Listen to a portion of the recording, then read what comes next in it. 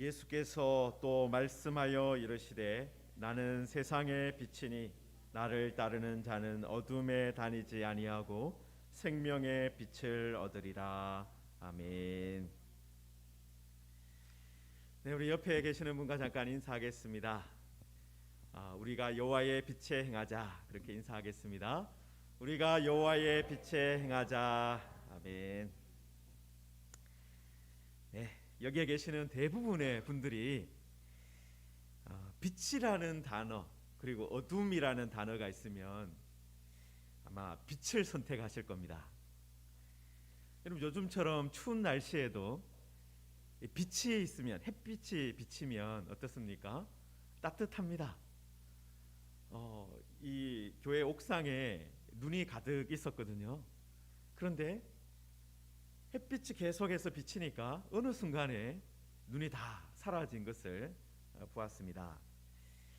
여러분, 이렇게 추운 날씨에도 빛이 있으면 따뜻하다, 좋다라는 것이죠. 여러분, 그런데 안타깝게도 이 모든 사람들이 다 빛을 사랑하는 것 같지는 않다라는 겁니다. 여러분, 생물학을 공부하다 보면은 이 현기성, 호기성이라는 말이 등장을 해요. 여기 잠깐 띄워주시면요, 현기성, 호기성. 요 공기 중에 산소가 있지 않습니까? 여러분, 생명체가, 우리는 흔히 생각하기에 생명체가 살기 위해서는 산소가 필요하다, 공기가 필요하다, 그렇게 생각을 하는데 생물학자들이 이렇게 연구를 하다 보니까 산소 없이도 사는 생명체가 있는 거예요. 박테리아 같은 것인데, 그래서 공기가, 산소가 없어도 사는 그런 생명체를 현기성이다. 그런데 대부분은 어떻습니까? 산소가 있어야 돼요. 그래서 호기성 생물이다, 그렇게 부릅니다. 여러분, 생명체 중에 공기가 필요 없는, 산소가 필요 없는 생명체도 있다. 놀랍지 않습니까?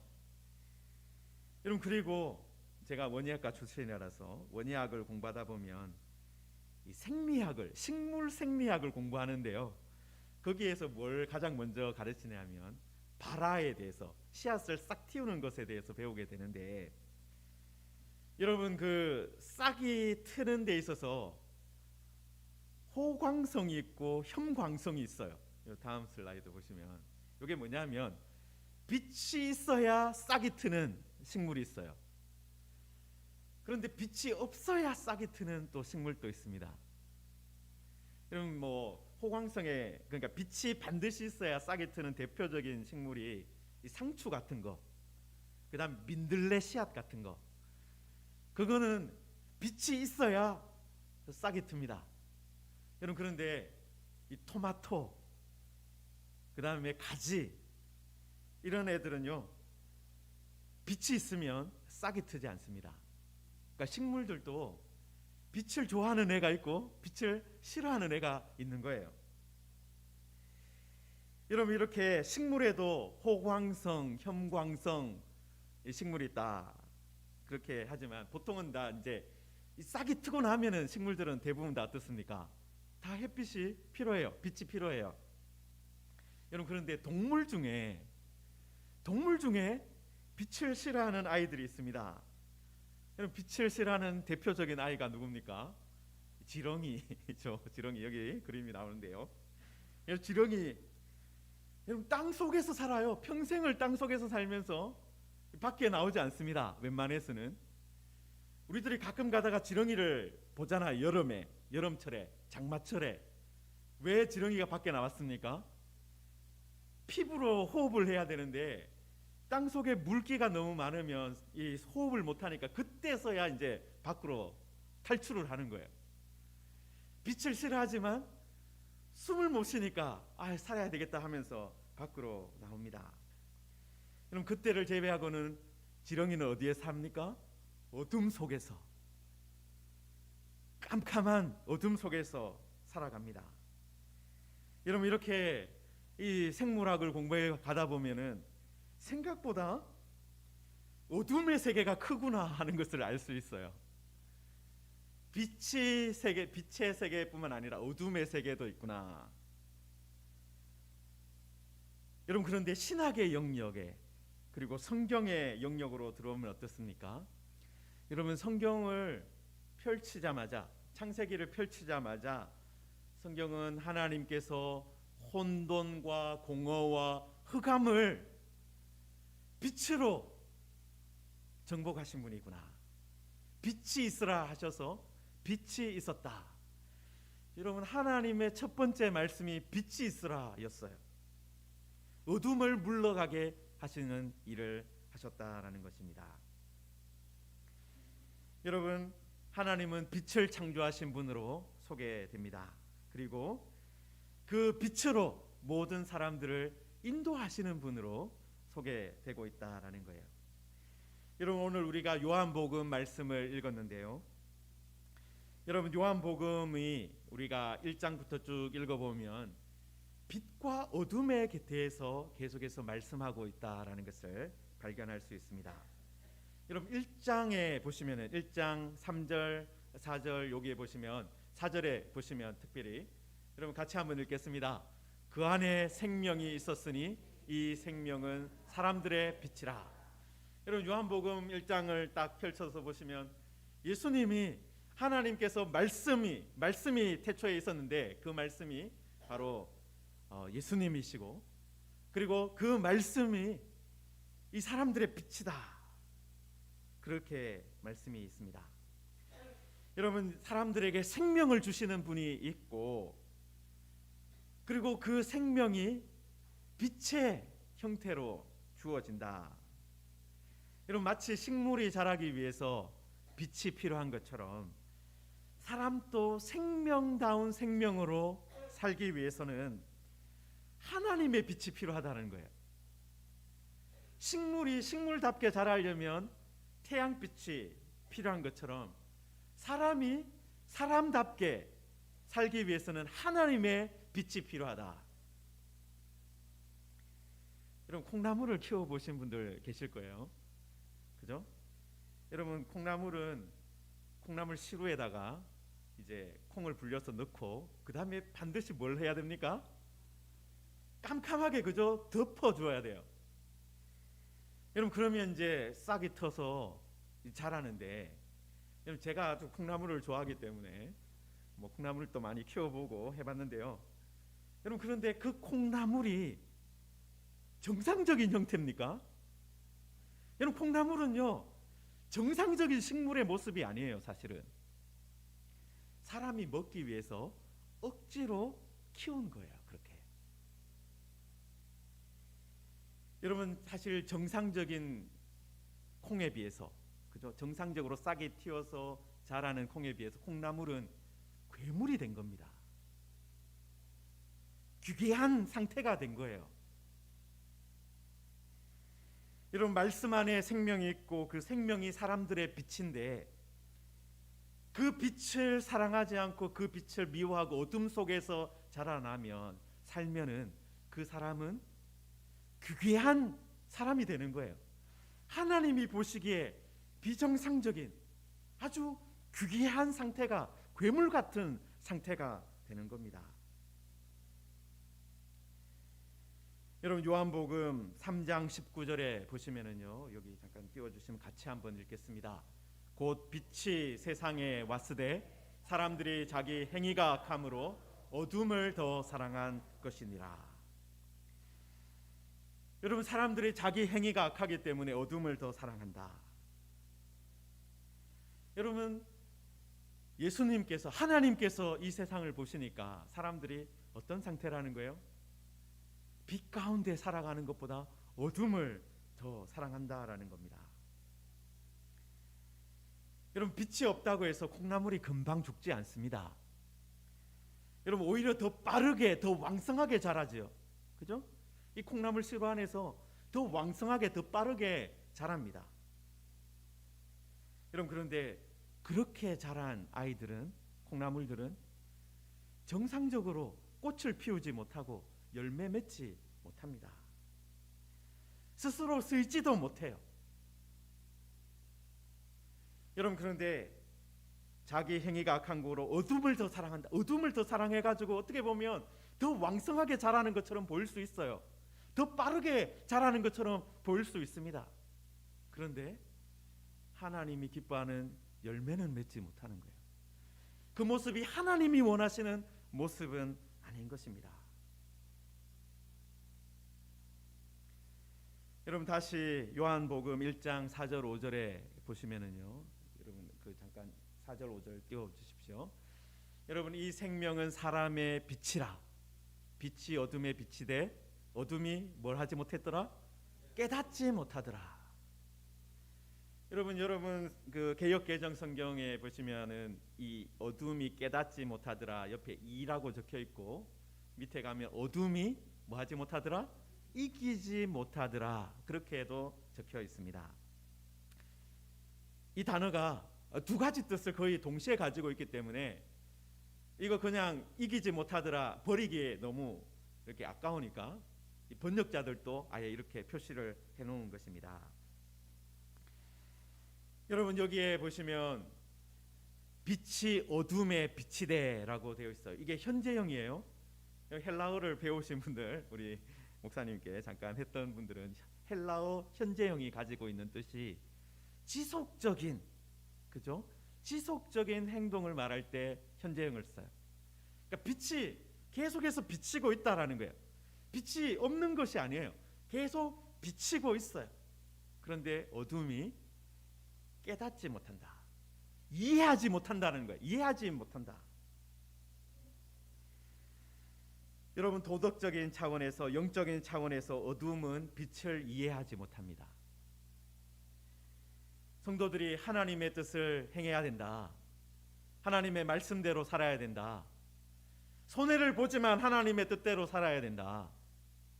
좀 늦는 것처럼 보여도 하나님의 뜻대로 살아야 된다. 콩나물처럼 자라진 않아도 단단하게 자라야 된다. 제대로 자라야 된다. 그렇게 말하면 사람들은 이해를 하지 못한다는 거예요. 빨리 자라야지. 빨리 성공해야지.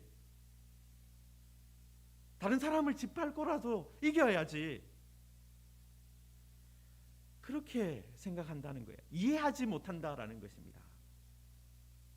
어둠은 빛을 이해하지 못합니다. 여러분 성도들이 하나님의 뜻을 행하며 살아가는 것을 세상은 이해하지 못해요. 여러분 그리고 우주론적 차원에서 그리고 존재론적 차원에서 또 어떻습니까? 어둠이 빛을 이기지 못한다. 여러분 어둠은 어떻습니까? 빛이 딱 등장하는 순간 사라집니다. 여러분 여기에 이제 불을 다 끄면 어둠이 여기 찾아오죠. 그런데 다시 스위치를 올리면 빛이 여기에 이 전구에 빛이 딱 들어오는 전기가 들어가서 빛이 들어오는 순간 어둠은 어떻게 됩니까? 사라지잖아요. 어둠이 빛을 이기지 못한다. 빛이 존재하는 순간 어둠은 그 공간에 있을 수 없게 되는 것입니다. 여러분 그런데 아까 살펴본 우리 3장 19절 말씀처럼 사람들이 자기 행위가 악함으로 빛보다 어둠을 더 사랑한다. 그죠? 요한복음에 사람들이 뭘 더 사랑한다고요? 어둠을 더 사랑한다. 그냥 가만히 놔두면 사람들은 어둠을 더 사랑한다. 그렇게 되어 있습니다. 여러분 어둠을 더 사랑하는 이유가 뭐냐 하면 사실 어둠이 더 짭짤하다라는 거예요.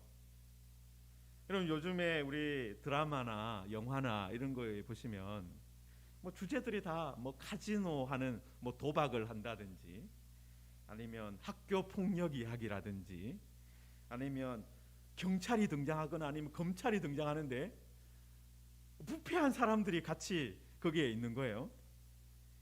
뭐 권력기관의 부패라든지 그런 이야기들이 참 많이 등장합니다. 여러분 어둠의 세계 안에서 어둠의 경제가 생각보다 크고 그 안에서 많은 일들이 일어나고 있다라는 것입니다. 그럼 제가 지난 한 2주 전쯤인가 더 글로리라는 드라마를 봤어요. 넷플릭스에서. 그럼 거기에 보면 저도 이 80년대 초등학교를 나와서 그랬었는데 이 선생님이 이 촌치를 요구하고 촌지를 안 주니까 이렇게 때리는 그 장면이 나오더라고요. 그럼 지금은 그런 일들 거의 사라졌지만 저도 선생님들이 많이 때리고 막 이렇게 하는 걸 보고 자란 세대라서 참 어떻게 보면 모범이 되어야 되는 선생님, 아니면 나라의 어떤 질서를 세워야 되는 검찰이나 경찰, 그런 사람들이 오히려 어둠의 경제를 형성하고 어둠을 더 사랑하고 그 안에서 뭔가 이득을 취하는 그런 모습을 봅니다. 여러분, 그런데 여러분, 우리 시대만 그런 것이 아니라 예수님 시대에도, 이 요한복음이 기록될 때도 어땠다라는 거예요. 많은 사람들이 자신에게 물질적으로 이득이 된다면 기꺼이 어둠에 거하려고 했다라는 거예요. 자신들에게 좀 이득이 된다 싶으면 기꺼이 어둠에 거하려고 했다라는 겁니다. 여러분, 그런데 오늘 우리가 읽은 요한복음 8장에서 예수님께서 어떻게 선포하십니까? 나는 세상의 빛이다. 나는 세상의 빛이다.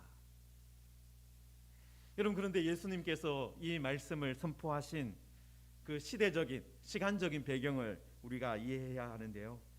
여러분, 이 본문의 말씀이 어디에서 시작되느냐 하면 이게 요한복음 7장에서부터 시작되는데요.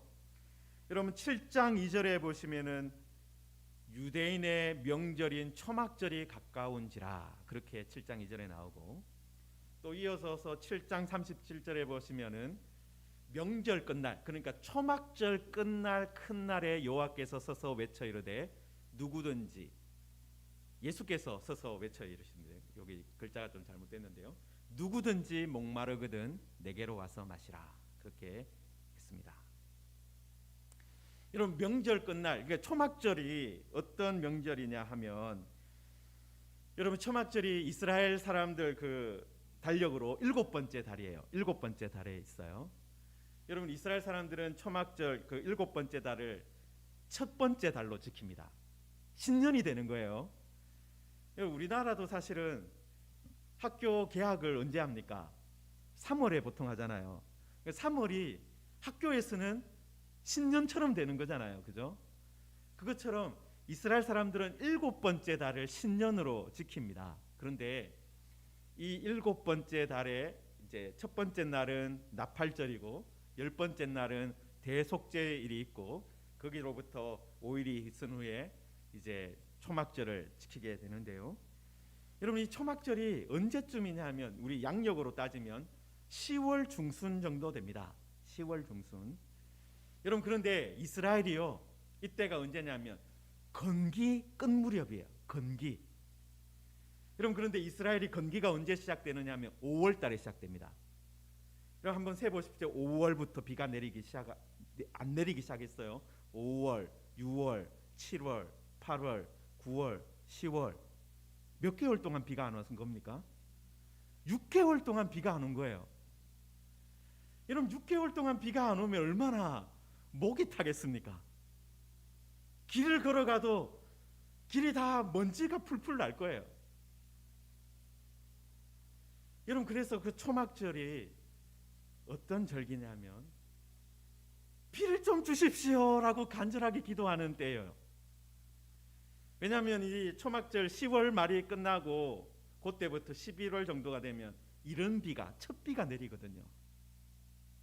여러분, 그래서 초막절이 되어서 마지막 날이 되면, 명절 큰 날이 되면 제사장들이 실로암 못에 내려가서 물을 길어 옵니다. 그래서 제단에 물을 붓고, 하나님, 이제 이 건기가 끝나고 물 좀 주십시오. 비를 좀, 이른 비를 내려 주십시오. 그렇게 기도했는데, 바로 그 초막절에 예수님께서 뭐라고 말씀하신 거예요? 내가 생명의 물이니까 내게로 와서 마셔라. 내게로 와서 마셔라. 그렇게 말씀하셨다라는 거예요. 여러분, 예수님께서 생명의 물이다, 그렇게 말씀하신 거예요. 여러분, 그런데 이 초막절이 동시에 어떤 축제이냐 하면 빛의 축제로 불렸다고 합니다. 여러분, 초막절은 어떤 절기입니까? 초막절이라는 이름 자체가, 장막절이라고 불리는 그 이름 자체가 이스라엘 백성들이 광야에서 40년 동안 장막을 치고 지냈던 것을 기념하는 절기입니다. 여러분, 그런데 그 광야에서 하나님께서 이스라엘을 어떻게 인도해 주셨습니까? 여러분, 출애굽기 13장 21절을 보시면 여기 잠깐 나와 있는데 우리 같이 한번 읽을까요? 낮에는 구름 기둥으로 그들의 길을 인도하시고 밤에는 불 기둥으로 그들에게 비추사 낮이나 밤이나 진행하게 하시니 낮에는 구름 기둥 밤에는 불 기둥이 백성 앞에서 떠나지 아니하니라. 여러분, 이스라엘 백성들이 광야를 지나갈 때 하나님께서 낮에는 구름 기둥 밤에는 불 기둥으로 인도해 주셨다. 그래서 낮이나 밤이나 하나님의 인도를 받았다. 여러분, 그래서 시편 78편 14절에는 이걸 좀 더 아주 시적으로 잘 표현한 것 같아요. 같이 읽겠습니다. 낮에는 구름으로 밤에는 무엇으로요? 불빛으로 인도하셨다. 여러분, 하나님께서 밤에 불빛을 보여주시면서 인도해 주셨다. 여러분, 그래서 이 초막절은요, 하나님께서 어둠 가운데 빛을 비추어 주셨다라는 것을 기억하는 절기예요. 여러분, 그래서 장막절이 되면은 성전에 여인의 뜰이라고 있습니다. 그 여인의 뜰 사방에 등대를 만들어 놓고 거기에 불을 밝혔다. 그래서 그 여인의 뜰을 환하게 비추었다. 그렇게 기록이 있습니다.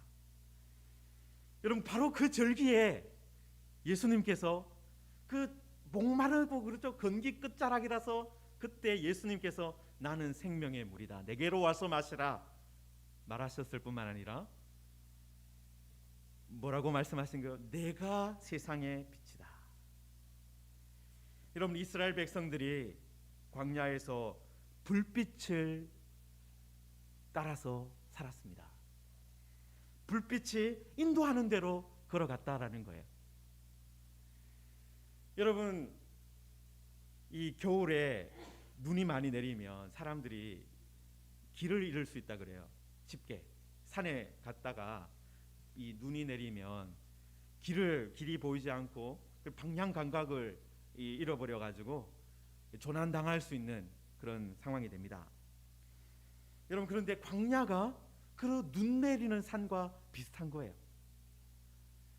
여러분, 광야에 가서 보면은 앞에도 뭐 비슷한 산이 있고 뒤에도 비슷한 산이 있고, 인도해 주는 그런 사람이 없으면, 제대로 된 인도자가 없으면 길을 잃을 수밖에 없는 곳이 광야다라는 거예요.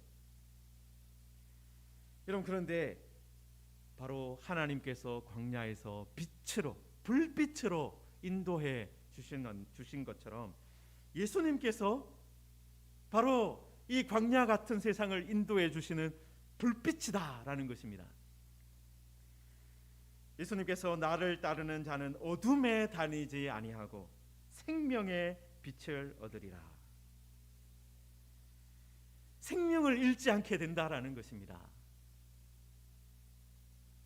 여러분, 유대인들은 이 초막절이 물을 붓는 물의 축제이자 또 불을 밝히는 불의 축제라는 것을, 빛의 축제라는 것을 알고 있었습니다. 여러분, 그런데 그때 그 초막절에 바로 예수님께서 뭐라고 말씀하신 거예요? 내가 생명의 물이다, 내게로 와서 마셔라. 내가 빛이다, 나를 따라와라. 그렇게 말씀하신 것입니다. 성도 여러분, 예수님께서 빛이다. 여러분, 사실 성경도요, 빛으로, 아까 우리가 창세기 1장 3절 4절에 보시면 빛에 대한 말씀으로 시작을 했잖아요. 여러분, 그런데 성경도 마지막에 보시면은 요한계시록 22장 5절에 보시면은 우리 같이 한번 읽겠습니다. 다시 밤이 없겠고 등불과 햇빛이 쓸데없으니 이는 주 하나님이 그들에게 빛이심이라. 그들이 세세토록 왕노릇하리로다. 여러분, 여기에도 뭐가 없습니까? 햇빛이 쓸데없어요. 왜냐하면 하나님이 빛으로 비추고 있다라는 것입니다. 여러분 성경 전체도 그래서 빛으로 시작해서 빛으로 마무리를 하고 있어요. 하나님께서 말씀으로 빛이 있게 하셨고 예수님 그리고 하나님께서 내가 빛이다. 내가 빛으로 비춘다. 그렇게 말씀하고 있는 것입니다. 여러분 그리고 우리가 오늘 읽은 요한복음 8장 12절을 통해서 예수님께서 세상의 빛이구나. 이 예수님을 따라가야 하는구나. 그 말씀을 하고 있는 것입니다. 여러분 그런데 예수님을 따른다라는 것이 어떤 것입니까? 예수님을 따른다는 것. 그래서 빛 가운데 빛으로 살아간다. 빛 가운데 살아간다는 것이 어떤 것이냐 하는 거예요. 여러분 예수님을 따른다라는 것은요. 예수님이 기준이다라는 말씀이에요. 예수님이 중심이다라는 말씀입니다. 예수님이 판단의 기준이 되고 예수님이 판단의 중심이 된다라는 것입니다. 여러분 그런데 예수님께서 바로 앞에 8장 여러분 11절을 잠깐 펼쳐 보십시오. 요한복음 8장 11절에 보시면 예수님께서 어떻게 하고 계시느냐? 대답하되 주여 없나이다. 예수께서 이르시되 나도 너를 정죄하지 아니하노니 가서 다시는 죄를 범하지 말라. 여러분 요게 음행하다가 잡혀와서 돌에 맞아 죽을 뻔했던 여인의 이야기입니다. 여러분 그런데 예수님께서 그 여인에게 뭐라고 말씀하고 있는 거예요? 나도 너를 정죄하지 않는다. 여러분 사람들은 자기 기준을 가지고 정죄합니다. 자기 판단을 내려가지고 정죄하죠. 어떤 기준에서 벗어나면 욕을 합니다. 여러분 그런데 예수님께서 자신을 믿고 따르는 사람들은 어떻게 해야 된다고 말씀하고 있는 거예요? 정죄하지 않는 삶을 살아야 된다 말씀하고 있는 것입니다. 여러분 자신이 기준이고 자신이 살고 온 가치관이나 그런 것들을 중심으로 해서 우리들은 판단합니다. 비판합니다. 정죄합니다. 여러분 그래서 사람들은요 자기하고 자기 기준에 좀 맞지 않으면 싫어하고 이렇게 좋아하지 않아요. 유대인들도 그렇게 했고 우리들도 그렇습니다. 여러분 그런데 예수님은 어떤 길을 가고 계세요? 정죄하지 않는 길을 가고 계시다라는 거예요. 정죄하기보다는 용서하고 손을 잡아주고 도와주는 길을 가고 계시다라는 것입니다. 여러분 그래서 우리들도 2023년을 살아가면서 내가 정죄하는 삶이 아니라 용서해주고 손을 잡아주는 삶을 살기를 다짐하시기 바랍니다. 내가 빛 가운데 살아가느냐, 예수님을 정말 따라가느냐, 그걸 어떤 걸로 판정할 수 있는 거예요? 내가 자꾸 정죄하려고 하느냐, 아니면 용서하고 도와주려고 하느냐, 그것으로 알 수 있는 거예요. 여러분 그리고 이 기준이요 예수님이 돼야 돼요. 우리의 전통이나 우리의 가치관으로 판단하고 정죄하는 것이 아니라, 물론 성경에서 잘못되었다 하는 것은요 잘못되었다고 말을 해야 됩니다. 그런데 우리 주님께서 가장 기본적으로 깔고 계시는 것이 뭐예요? 뭐입니까? 죄인이라도 용서하자.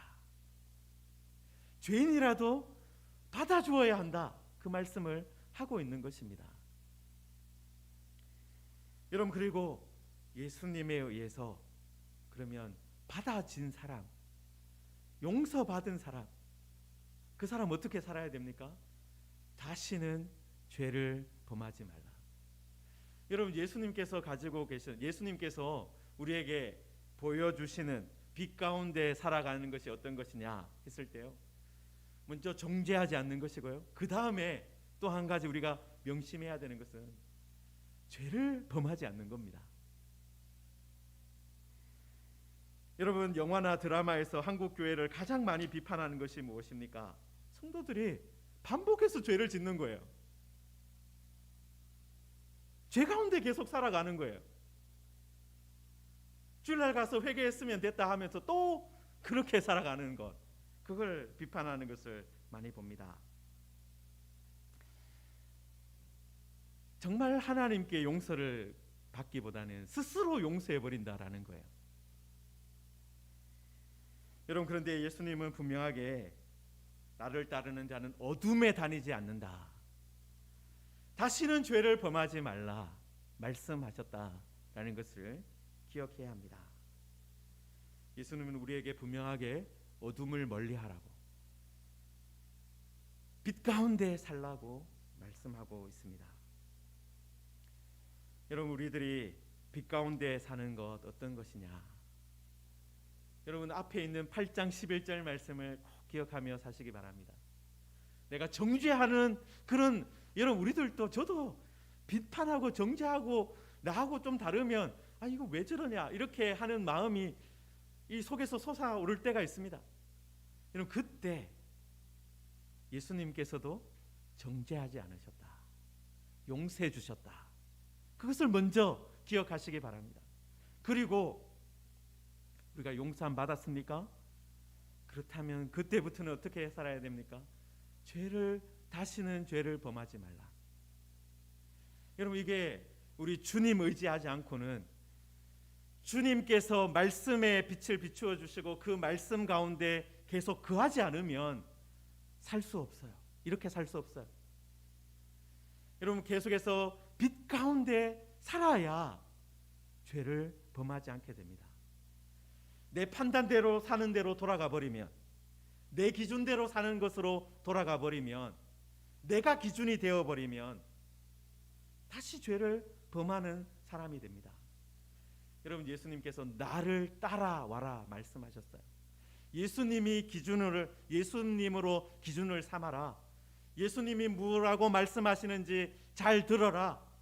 예수님이 어떻게 행동하셨는지 잘 보아라. 그리고 예수님께서 가셨던 그 길을 따라오라고 예수님께서 거듭해서 말씀하시는 겁니다. 여러분, 예수님은 나를 따라오라고 말씀하셨습니다.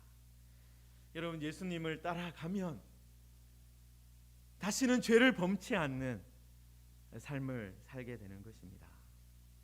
여러분, 우리는 지렁이처럼 빛을 피하는 삶을 살면 안 됩니다. 빛을 사랑하는 삶, 하나님의 말씀을 사랑하는 삶을 살아야 합니다. 여러분, 이번 한 해를 살아가면서요, 여러분, 예수님이 어떤 분인지, 하나님이 원하시는 것이 무엇인지 어떻게 알 수 있습니까? 말씀을 들어야 돼요. 말씀을 읽어야 됩니다. 성경을 펼치지 않고서는 말씀의 인도를 받을 수가 없어요. 예수님의 인도를 받을 수가 없습니다. 진지하게 말씀을 읽으십시오. 그리고 이 말씀대로 살기 위해서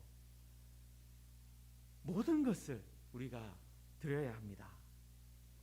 여러분, 우리들이 말씀의 빛 안에 살아가면서 예수님을 따라가는, 내가 기준이 아니라 예수님이 기준이다.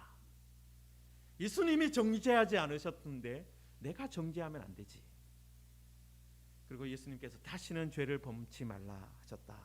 그것을 기억하고 주님의 뜻 안에, 주님의 빛 안에 살아가는 우리 모두가 되기를 주님의 이름으로 축원합니다. 우리 말씀을 생각하며 함께 기도하겠습니다. 세상의 빛으로 오신 예수님, 우리에게 계속해서 빛을 비추어 주옵소서. 말씀으로 빛을 비추어 주옵소서. 하나님, 예전에는 우리도 빛을 미워했습니다. 그러나 이제 빛을 사랑하는 사람 되게 하여 주옵소서. 예수님이 나의 삶의 기준이 되어 주시옵소서. 예수님이 나의 삶의 중심이 되어 주시옵소서. 하나님, 이번 한 해 동안 말씀을 진짜 펼치는 성도가 되기를 원합니다. 예수님의 말씀이 나의 삶의 기준이 되게 하여 주옵소서. 우리 말씀을 생각하며 함께 기도하겠습니다. 하나님 아버지, 은혜를 감사합니다.